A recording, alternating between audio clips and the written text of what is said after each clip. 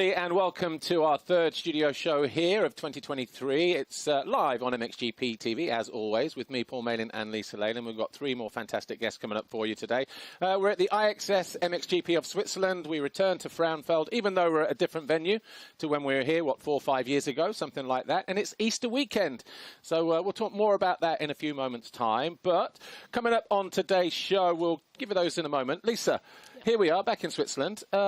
It's Easter weekend. Are you ready for your Easter break? I am ready for my Easter break. I've seen you sneaking that chocolate as well.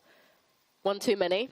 We just broke the egg for our guests. No, I like it. It's nice to spend Easter with our MXGP family, though, isn't it? Absolutely. Well, look, coming up on our show today, we've got Kevin Horgmo. He's already here with us from F&H Racing, Kawasaki MX2 Racing Team. We've got Glenn Coldenhoff and Hans Corvers coming up as well. But before we meet the other two guests, our first guest is in, and that is Kevin Horgmo. And Kevin, great to see you. Second year with F&H Kawasaki. Has your program changed at all in the off-season? Because I guess when you went there as a first-timer, it was like, whoa, okay. But now you're there, you know everybody. Has it changed much, or is it just a little bit of fine-tuning? Yeah, for sure, it's changed a lot. Like during that transition from Corona time, COVID times to normal season made the winter really short last year. And this year we had so much time we didn't know what to do. Like we're twisting our fingers waiting for the season to begin. Also working with Mark de Rover first time, of course, kept me on the toes always. Now I'm a little bit more relaxed around him, and no, it's cool. And you have a new teammate as well, David Braceras. How's that, having a teammate, first of all, and how is he to get along with? Yeah, last year with Jet Beaton, obviously, he was racing 450, so I couldn't really compare that much. He was on the bigger bike and everything. Also, he was really good teammate to me, and really appreciated having him around last year. And then, with David, he's also a really good guy. We live together, actually, in the apartment, and, we do everything together. So it's nice to have a teammate that, you also want to do good out there on the track. Cool. Well, after 2 rounds, you sit in 6th with 68 points, compared to this time last year where you were 7th with 54 points. But I guess perhaps not where you expected to be. No, for sure not. I had some small troubles in Argentina with that start crash, and then I had a really good race there for the second moto, and then Riola was big challenge for me. I struggled quite a lot all the weekend actually, but feels like I'm back here, ready to get some points on the table again. Well, like you mentioned, your best result so far was race 2 in Argentina, where you were 2nd. Just tell us how important was that race for you, especially after such a difficult weekend? I mean, we have it here. If you could just talk us through that race. Yeah, actually, like all the off-season and the pre-season races was really bad also. My pre-season training was very good, and then I came with a lot of expectations for the pre-season races. But, to get a good start here and, battling with Elsinga, getting second in that moto, it felt really good. Like, I was riding how I was riding on training, which I haven't done in the pre-season races. So that felt really good, and I enjoyed that one.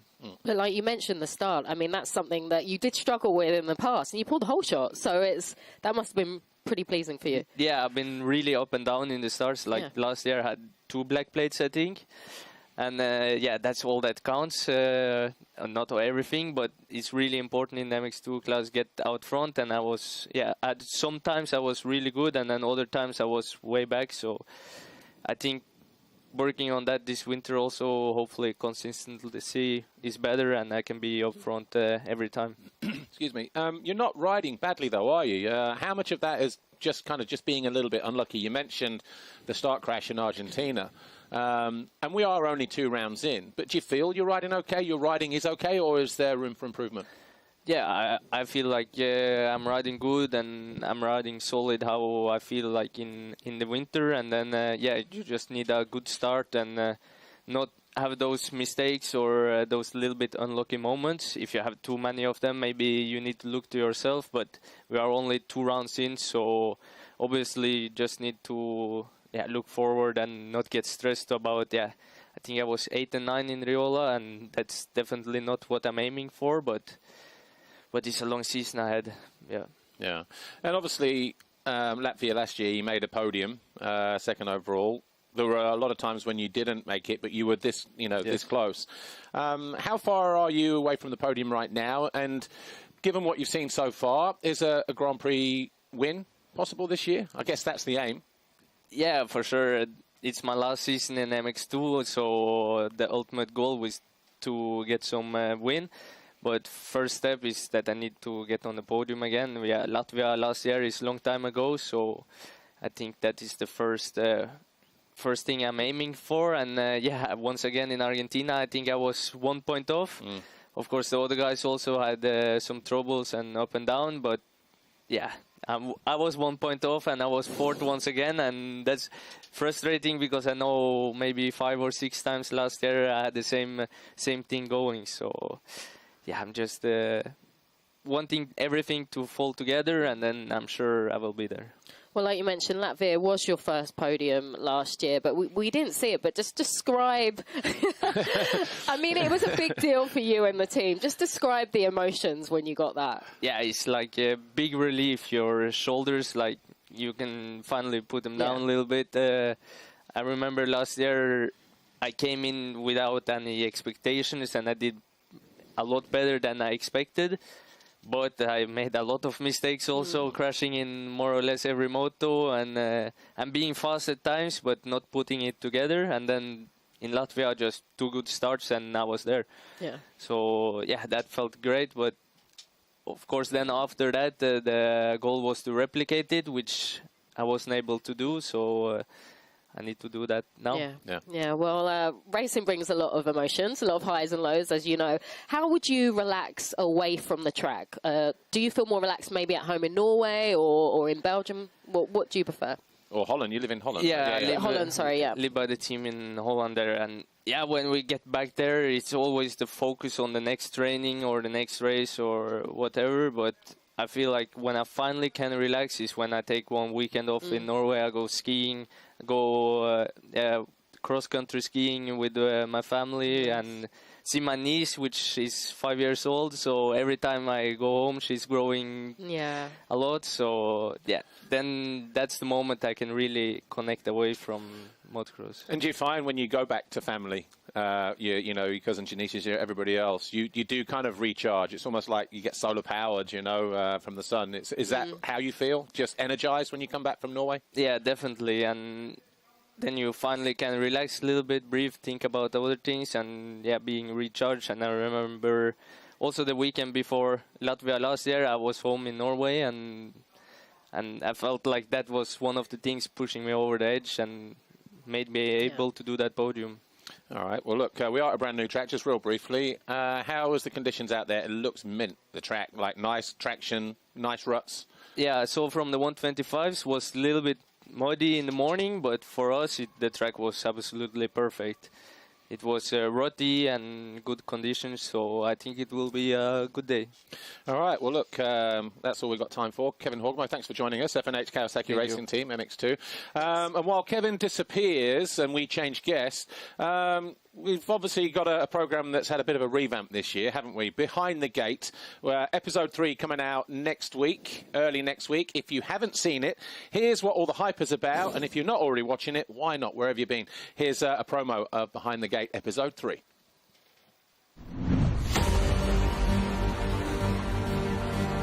There's always that racer inside of me.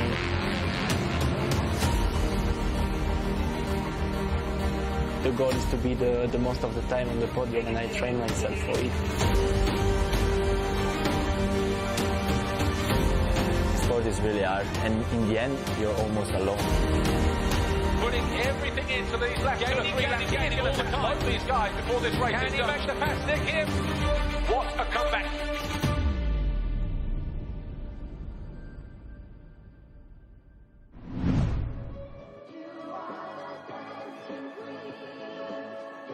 Hello everybody, welcome back to part 2 on our live studio show here on MXGPTV.com with me, Paul Malin, and Lisa Lane. It's round 3 of the FIA Motocross World Championship, the iXS MXGP of Switzerland at Frauenfeld. And our second guest is in to join us now, of course, Glenn Coldenhoff from Monster Energy Yamaha Factory MXGP team. So much to talk about, Glenn. Good to see you, first of all. But before we start with the racing, brand new dad, baby Faye, how's parenting, how's dad life holding out for you at the moment? It's quite tough, to say the least. But, you know, my wife is doing a great job, and she do the most of it. She's also not here, and she's taking care of our baby, and she's doing that really well. So I know she is in good hands, and I enjoy it. I enjoy the funny part of it, you know, because we sleep separate now, and to make sure I get my sleep, because like we have such a heavy training program, you know, you cannot combine without sleeping. So. I was going to say, you strike me as somebody being a little bit OCD. Everything has to have its place and routine and regime. How are you dealing with the chaos of being a parent? Because I was going to ask, are you actually sleeping in the garage? It sounds like you are now. Yeah, I'm sleeping there, so you know, in the garage? No, not in the garage. No, we have let's say a guest room, and I'm sleeping there. So it's tough, and like you say, you know, the routine is going out a little bit, but I just try to do the best I can, and but you know, I also want to enjoy the dad life, and it's going well. Cool. Well, there's quite a few dad races in the paddock now, isn't there? Do you guys find yourself coming together to talk about dad life, or maybe not so much? No, not really. Not really. I just with my friends, and like, for example, Strijbos, you know, you have 2 kids, and for me it's only a new experience. So, yeah, you get to talk a bit more, and like with Bogus, you know, which is also Dutch. So. Baby Brian. Baby Brian. Okay, well, moving on from the baby talk, let's talk racing. Sardinia, good weekend for you. You picked up a race win and a podium. You look like you're in a good place at the moment. How are you feeling? And talk us through this weekend. Yeah, you know, feeling good. Had a good winter. We did quite a bit of work, especially with the new bike. But, yeah, I really enjoyed the new bike, and had a rough start in Argentina. Had a big crash in Moto2, and, you know, I was looking for the rebound here in Riola, and I was feeling good there. Yeah, first moto, I started a bit too slow and never came really into my rhythm. So I changed the mindset for Moto 2 and to go out all I had, and that's exactly what I did. And you know, being back on the podium, it's super nice, and a moto win, of course. Yeah. How important was it to bounce back from what happened in Argentina? You said you had that crash in race 2, and had it not been for that, I don't know if you worked it out, you'd be 3rd in points right now. Yeah, yeah, but it's always like this, you know. But I know I lost a lot of points in Argentina, and I was looking for the rebound, and yeah, I was happy to be able to do that. And it's always good to win a moto, you know, also for your confidence. I always believe I can win, but until you do it again, you know, it's a good feeling, and it's good for the confidence. Well, starts are obviously critical and crucial in MXGP. You seem to have improved in that area this year. How much of that is down to the new bike? How much of that is down to you? Have you changed anything, changed your technique? What's the secret? No, I believe most of it is from the new bike. I mean, last year I didn't have bad starts either, but it looks like it's more consistent now. So, yeah, I'm really happy with that. And, you know, it's a nice feeling to be behind the gate and knowing that you will take a good start. You know, that's half of it already. So. Yeah. Well, I have it on good authority, Glenn, that you've been receiving some start advice from Start Guy. We have a little video here. I mean,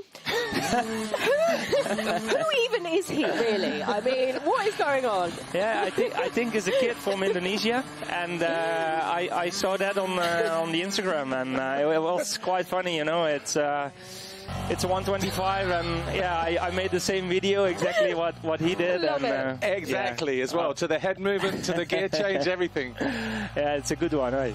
It was perfect. And that's why you've got good starts then, clearly. That's what's happened. Yeah. But it's quite hard to make a start on concrete and you know, with the tires and even without the start system we're using, so it was not that easy. Well, another clip that was doing the rounds, obviously, this one of you keeping up with the kids, obviously, might need to see it again, actually, if we can. Obviously, Kai de Wolf doing it first, and obviously I think you posted, didn't you, trying to keep up with the kids. Yes. How's your scrub technique? How's your sort of... Yeah. I need a bit more training for that. I only did it 3 times. And so this is Kai. He looks so easy, though. He's so talented, eh? Yes. Yeah, even Roxanne replied, like, you can use a bit of training, so I definitely need it. But, I mean, it's funny. Yeah. Well, look, here's a new track this weekend. Dirt looks fantastic. And now, just looking around, it has a kind of a real old-school vibe about it. The Grand Prix tracks from the 80s were just here on the opposite hillside. Okay. How are your thoughts now, having been out in pre-practice this morning? It's different. Yeah. And it reminds me a little bit of a few Belgium races I did. You know, it's like some parts are still grass and some parts are really hard, and there are quite some deep lines as well. Yeah. It's a bit narrow here in the front part, but in the back it's quite some speed. So, I mean, it's always challenging to go to new tracks and enjoy that. So. And obviously, when I walked around yesterday, before they put water down and before it rained overnight, because I think there was about an hour of rain, looked like there's, especially on this top part, quite a lot of rocks and stones, but they're sticking in the ground at the moment. Yeah. So if they keep on top of the water, and that shouldn't be such a problem. It's just when it's dry, isn't it? You get that roost. Yeah, no, for the moment the roost is still okay. I mean, we have full traction out there, and yeah, there's already some nice lines, so yeah, it's not too bad. Handguards? Yeah, definitely. Just in case. Yeah, yeah. And obviously the start is going to be crucial as well, as you said. Yeah. And looking at the gates, qualifying might be important because the first 10 or 12 seem to be quite level going in, then the ground starts to fall away. Yeah. Have you seen that? Have you noticed that? Yeah, I've seen it. I've seen it. Even in the middle part, like it looks like the back is a bit more high, so makes the chance of wheelie a bit less. But yeah, most likely everybody will line up from the inside. That is a quite tight turn, so inside is always safe. Yeah, and obviously there's going to be a lot of support for Jeremy this weekend, your teammate. Has the craziness already started down there, kind of in and around the team truck, and you know? Yeah, it's already quite busy out there. I think for Jeremy it's going to be a tough weekend, and especially, you know, the Swiss GP being not there for a few years, and now we're back here, so I'm pretty sure they will enjoy it. Did you ride? You rode the other track. Yeah. Did you enjoy that? Because the ground is the same. Yeah. It's going to be quite firm. Yeah, no, I enjoyed that other track as well. I believe that one was a bit more big than this one. Yeah. The lap times are around 1:36 something, 38 something like that, and it's a bit short. But yeah, like I said, you know, it's always nice to go to new tracks, and let's enjoy it this weekend. Just waiting for Hans Corvers to show up at the moment, so we'll just kind of like freestyle. In fact, he's just turned up now. I can see him. So, but before we let you go, obviously Easter weekend. The baby's not here this weekend, no. And wife's not here. When will baby Glenda, Faye? When can we meet Faye? I think it will still take a bit of time. I think it's better for myself, it's better for my wife, and even better for my baby that they will stay home for the first few months, maybe. Yeah. So we'll see. When they are ready, they will come. And you'll have separate motorhomes? No, we don't have that. All right. Well, look, Glenn, good to talk to you. Have a good weekend. Good job on the podium last weekend or 2 weeks ago in Sardinia. And all the best for the rest of the season. Thanks, Glenn. Glenn Coldenhoff. Right, our next guest is in position and he's getting ready to come join us, Hans Corvers. But before he does, Lisa, over to you. Absolutely. 2 weeks ago was the first round of the WMX, and one of the star performers was Lottie van Drunen. We caught up with her a couple of days ago to talk about her race win and her podium in Sardinia and see what she had to say ahead of this weekend. We're here at the track in Switzerland, and it's the second round of the Women's Motocross World Championship. Joining me now, we have Lottie van Drunen. Lottie, we're in Switzerland, but I'd like to speak about the first round of your championship, which was Sardinia. Second overall, you must be pretty pleased with that performance, because I know in that second race, not the best start, but you worked hard. So overall, a good result for you. Yeah, well, I was fastest Saturday all day, so I was quite happy about my results. And Sunday, yeah, of course, I felt good in the morning, but I came out the corner about 15th or 20th. So, yeah, but of course I wanted to keep fighting, and I did till the last lap, and I finished, yeah, in the wheel of the second with the second overall. So, yeah, that was an amazing weekend for me. I looked on your Instagram. You told us, obviously, being only 15 years old and being your first full year in the Women's Motocross World Championship, you said a lot of people ask you about your expectations, and you don't have any expectations for this year. You just want to compete with the fastest ladies in the world. Is that true, or have you set any goals at all? What would you be happy with? Well, of course, I'll be happy if I end up at the podium every race, but that's really difficult, especially at my age. But yeah, I will just do my best, and yeah, expectations, I don't know. I'll just see how I feel every weekend, and yeah, what the weekend brings. And obviously, you were born in the sand. Sardinia was a hard sand track. We're here in Switzerland. It's a hard pack track, different conditions for you. What would you be happy with? I don't want to say what are your expectations, but what would you be happy with at the end of this weekend? Well, as I said, I really want to end up on a podium, but yeah, it's going to be really difficult again, and especially now because other riders are faster on hard tracks than on sand tracks. So yeah, there's way more competition now, I think. But yeah, I'm just going to do my best and yeah, get for the best result. And obviously, you're a relatively new face in the MXGP paddock. A lot of people are starting to hear your name. You know, obviously, you're on the podium. For those that don't know, tell us a little bit about your background, where you're from, and how you got to be here right now. Well, I've always raced against the boys, of course, and always won. Yeah, I just grew up racing nationals and started doing Europeans. And yeah, I've been since I was 12, I think. We always asked for a wild card, but they couldn't give it to me. And yeah, once I turned 15 last year, I could finally do one round, and now to do a whole season, that's pretty exciting. It is exciting, and the main thing is that you enjoy it, and have a great weekend in Switzerland. Thank you.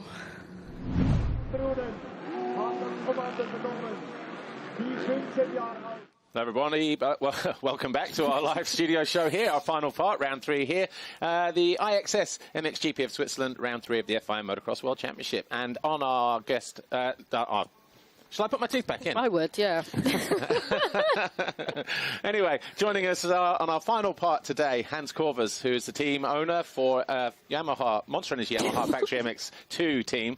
And Hans Corvers, good to see you here. We were just listening there to Lottie van Drunen, and I don't know how much time you spent maybe talking to her in the past or anything else, but you said she comes across really well there, talks really, really nicely.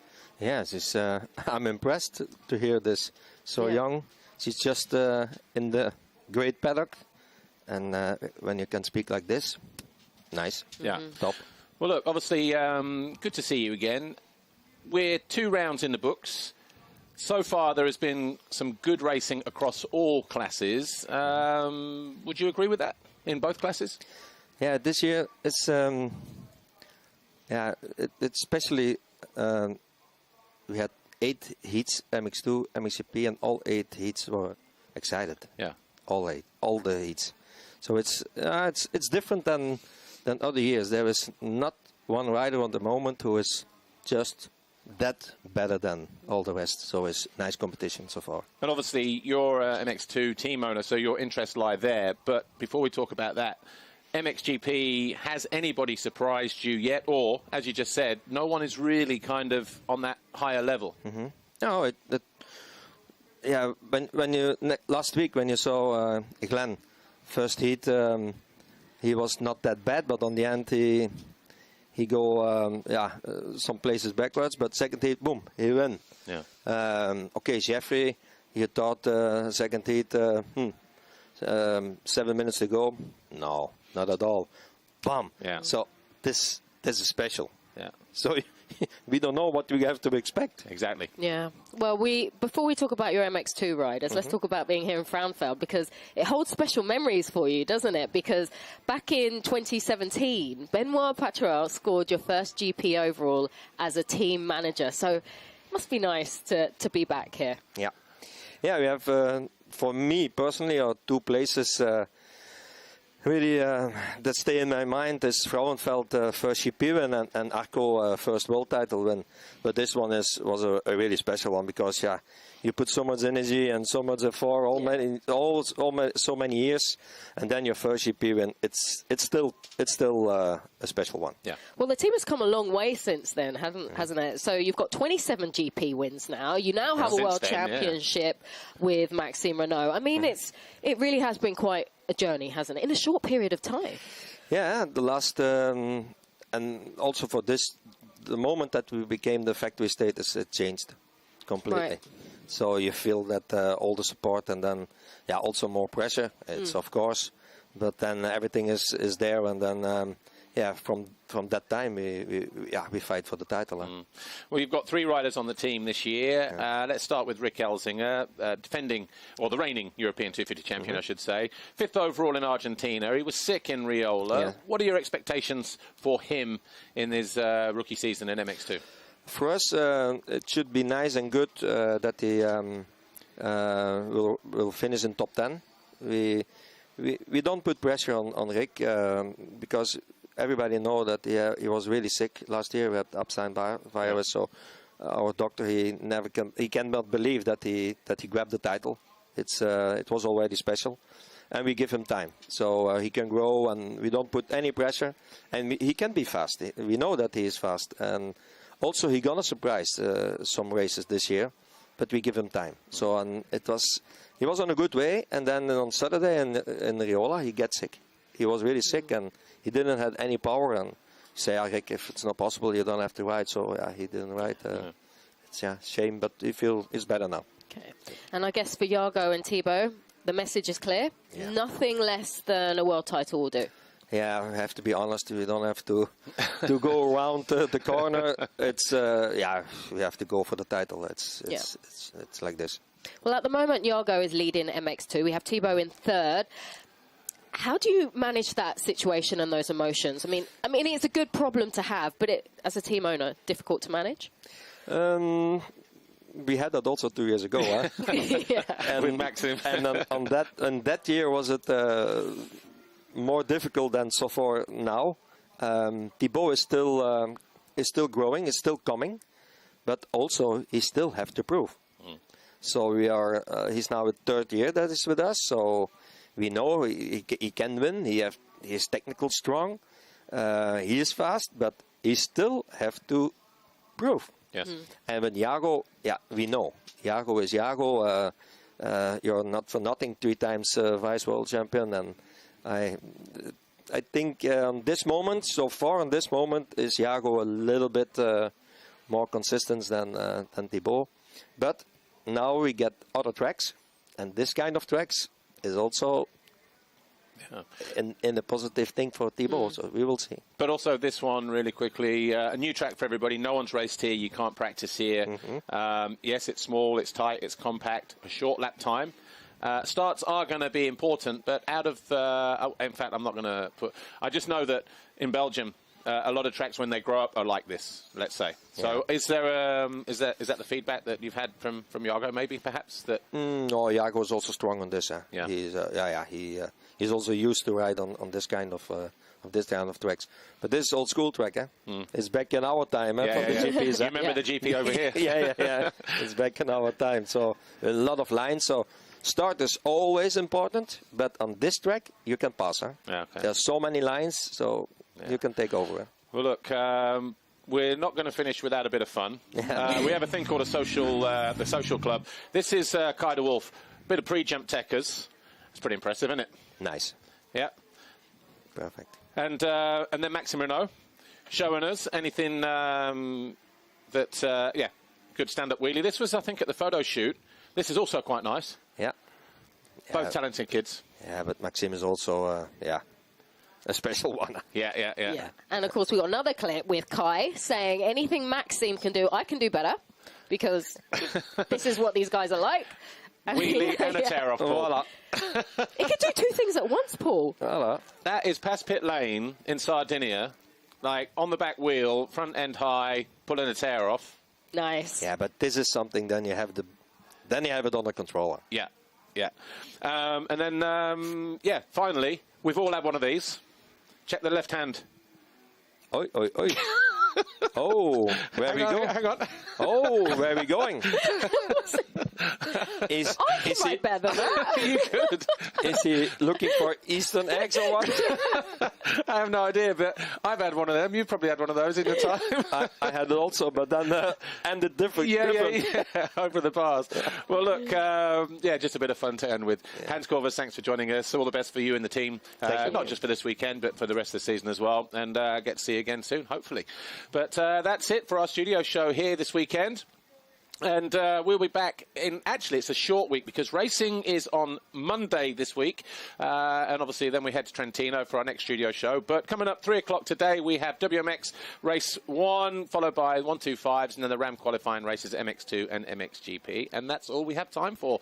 Enjoy your Easter break. Enjoy your Easter weekend. We will, because we've got bikes all the way through till Monday. Yeah. From me, from Lisa, from Hans, thanks to our other guests as well. We'll see you next time. Bye for now.